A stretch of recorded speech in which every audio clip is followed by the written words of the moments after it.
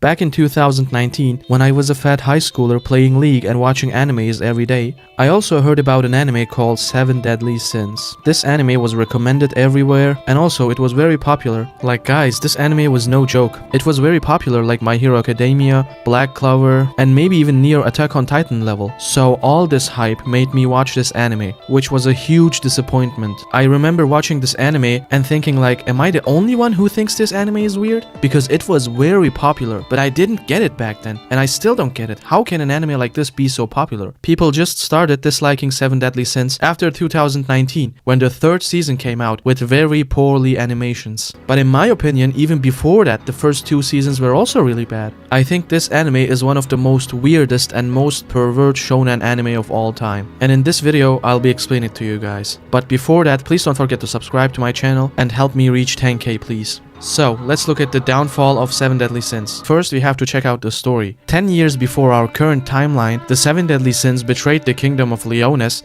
by pinning the leader of the Holy Knights to a wall. After that, the kingdom disbands them. And fast forward 10 years, we are in the present. The king's daughter Elizabeth is grown up, and she finds herself in a bar in a small town. There she tells the people that the kingdom has been taken over by the Holy Knights. And now Elizabeth sets off to find the 7 Deadly Sins to save the kingdom. And then this midget Meliodas says to Elizabeth, the 7 Deadly Sins? Aren't they bad people? So you're looking for bad people to fight other bad people? Isn't this kind of like asking to Elon Musk to stop the racism? Anyways, Meliodas still decides to help her. And so together they set out to find the 7 Deadly P. Diddies. 7 Deadly Sins, yeah. First they find the giant girl Diane, and Diane's only purpose in the anime is to lose every single fight she joins. Oh, also she has giant tits and a giant ass. In almost every Diane scene, her body parts are shown into our face. Then they find Ban, the cool big bro of the anime. And then there is this Discord moderator guy, who is called King. He is actually the king of the fairies, but when demons attacked the fairy kingdom, he was too busy by raising his girlfriend. Yeah, you heard that right.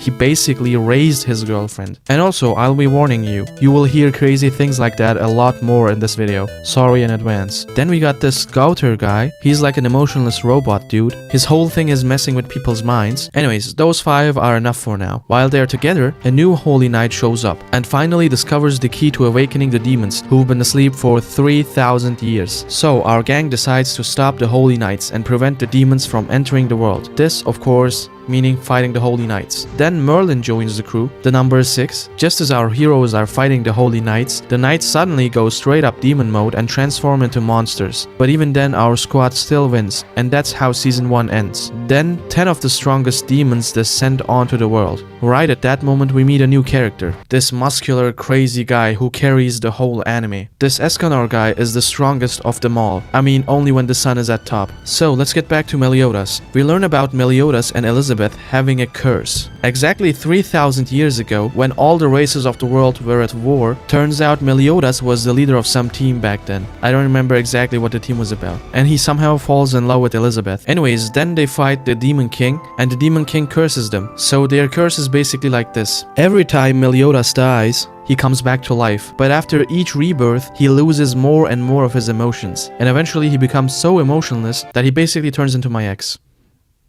Okay. Elizabeth is also cursed, and she also reincarnates every time she dies, but with no memories of her past life. So Meliodas keeps watching the love of his life die over and over again. That's why his main goal is to break the curse. This actually explains why Meliodas keeps touching Elizabeth every time he sees her, but it's still inappropriate in my opinion. Like, dude, in every Meliodas and Elizabeth scene, he's touching Elizabeth, and it's so creepy.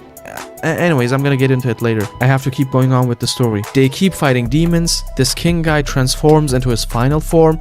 He basically turns into Elvis Presley. Then, the Demon King takes over Meliodas' body. They beat the Demon King and save Meliodas. And Meliodas finally manages to break the curse. Happy ending?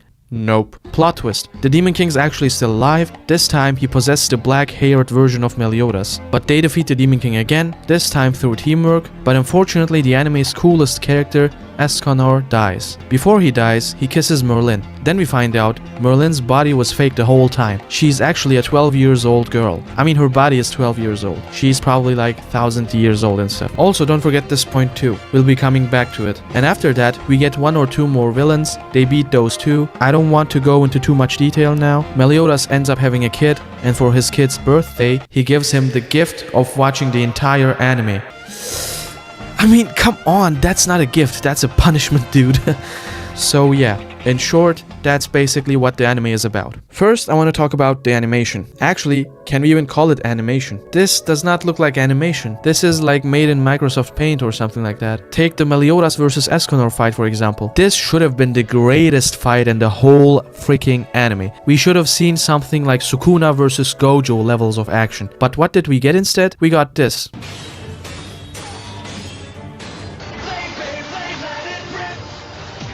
This does not look like 7 Deadly Sins. It's more like 7 Deadly FPS drops. Guys, like, look at this. God help anyone who has to fight that. Like, there has been a long-standing debate in the anime manga world. People always discuss which is better, anime or manga. And thankfully 7 Deadly Sins ended that debate once and for all, because its anime is actually more manga than the manga itself. But as much as I trash talk this show, as much as I roast it, deep down I know nobody sets out to make bad animation on purpose. So let me tell you why the animation is this bad. The show was originally made by Studio Dean, then it got passed over to A1 Pictures. Why? Because Studio Dean wasn't making money off it. The 7 Deadly Sins movie flopped hard, so decided to hand the project. And A1 Pictures basically crapped all over the anime because they just didn't have the budget. That's the real reason. But they really ruined the anime. Just go watch season 3 or 4 on Netflix, pause any scene, literally like any moment, and you will see something that looks horrendous. No exceptions, I swear to God. Like, these scenes are so badly animated. If this was a comedy anime, no one would care. But this is supposed to be a battle anime, and unfortunately animation matters. So, now the animation aside, I want to talk about some much more deep problems. While watching this show, I realized something. 7 Deadly Sins is just very disturbing, not only because of the animation, and not because of the wasted potential. This anime is full of like pedophilia or pedophilic references, and the characters are like real life harassers, every single one of them. Every major character is somehow involved in this. And yeah, I get it, shonen animes are always like very bad at portraying romance and stuff. But this is not just bad romance. Half of the anime is literally harassment. Meliodas has known Elizabeth since she was born, like basically since she was a baby, and still he keeps grabbing her, touching her constantly, even when she clearly doesn't like it. And the thing is, Elizabeth is actually 16 years old. I mean, I actually get it, she's been living for 3,000 years and stuff, but she does not remember her past lives, so she basically started a new life as a new 16-year-old girl. And Meliodas is a 3,000 years old guy who was basically her husband in those past lives, but it's still like creepy. And the anime wants us to laugh at it. Like, the anime presents it like, ha ha ha, look at this funny scene. But no bro, it's not funny. Like, I get it, maybe they wanted to use some fan service, but this is a very creepy fan service. I don't know, like, I've been told that in Japan, those kind of things are pretty normal in the society, and I don't know about the Japanese culture. I've heard that like incest relationships or some kind of disturbing relationships in the Western world is pretty normal in Japan. I really don't know how true is that. I've never been to Japan, but like, for me, it's like straight up harassment. It's like, even if you know her for 3,000 years, still, like, every time she dies and reincarnates, she becomes a completely different person. A different personality, new memories, new life. Like, Meliodas really touches a girl who is basically underage, and he knows her whole life. Like, he knows her when she was a baby or a little girl. I mean, is this supposed to be funny? I don't think so. And if that was only one character, I would say maybe okay. But in this anime, every relationship is somehow disgusting like this, and I'm gonna explain all of them to you. Look, maybe if there was only one character who did all of that, for example, like in Naruto there is Jiraiya, who is an absolute pervert, but it's funny,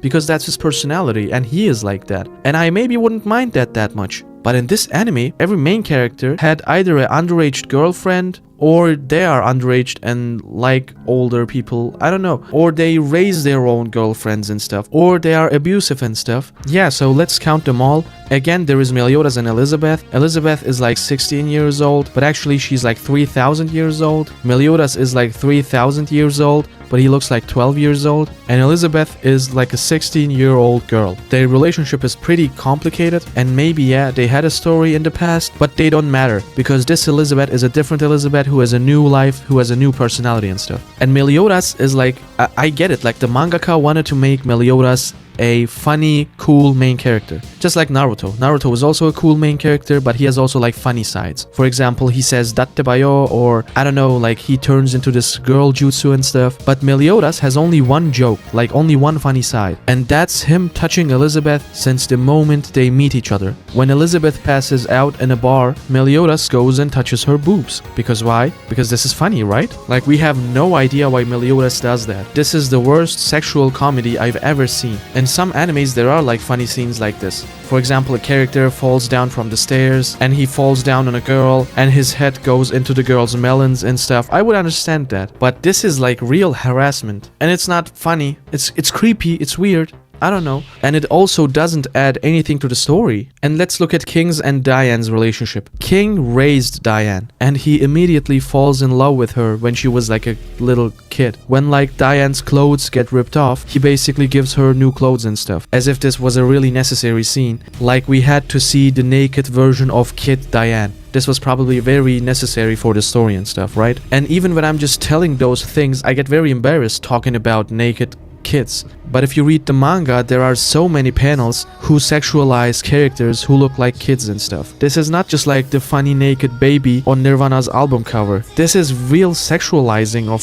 kids. Like it's not okay. And the mangaka intentionally draws kids. Like almost every character looks like a kid. They are actually very old, but they were specifically designed to look like a kid. And this is like supposed to make us feel okay. And there is one important thing. The reason why King looks like a kid is the fairies can change their bodies. This is an important information. Don't forget this. But for the dumb anime community who would support this, I want you guys to remember that King starts liking Diane when Diane was a kid. It was basically a grown-up who looks like a kid liking a kid. I mean, the mangaka can change that, right? The mangaka could really make this a childhood love. Or he could, I don't know, he could just write a different story. Or, I don't know, like he could just write a different backstory. That wouldn't change the main story that much. But no, he intentionally made King a grown-up. And let's talk about Elaine. Elaine is Ban's girlfriend, and she looks like 12 years old, but she's actually also 3,000 years old. But like she's a fairy, she can actually change her age, she can actually change her appearance, I mean. You see, there is always the same excuse.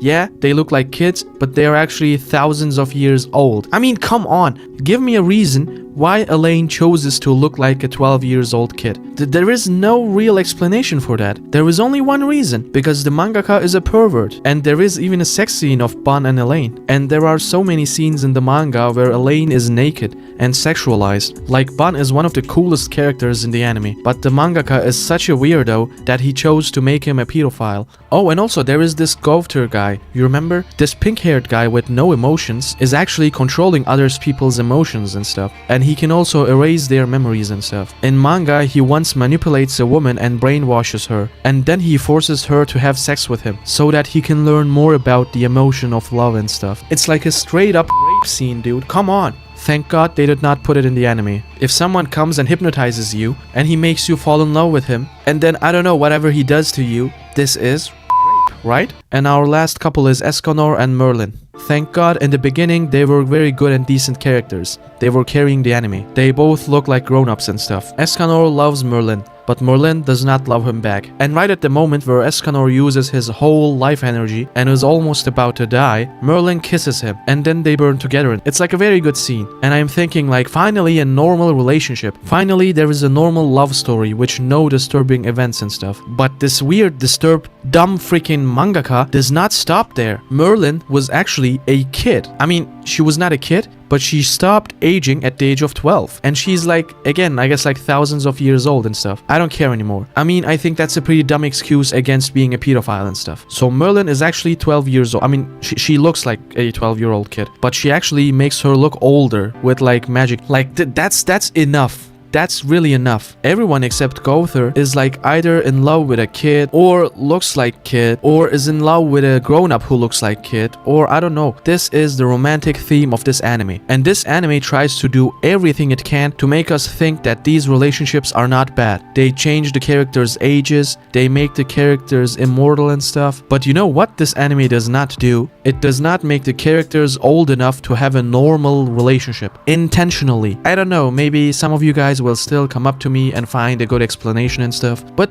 there is not. Like, come on, just tell me, what does it add to the story when Merlin actually stopped aging after the age of 12? Why isn't that 18? Or like, why doesn't Bond's girlfriend change her body and appearance? Why does she chose to look like a 9-year-old girl? She could have made herself a grown young woman, just like King and his Elvis Presley form. Like, I don't know, I think this mangaka really should be banned. I mean, he has some crazy fantasies, which might be very dangerous for our society, I swear to God. And to this day, I still don't get why this anime was so popular before the corona time. After watching the first season, I was like so much disturbed, you know what I'm saying? And nobody said a thing. People only talked bad about 7 Deadly Sins when the animation quality dropped after season 3. But before that, it was not a big topic, as far as I remember, of course.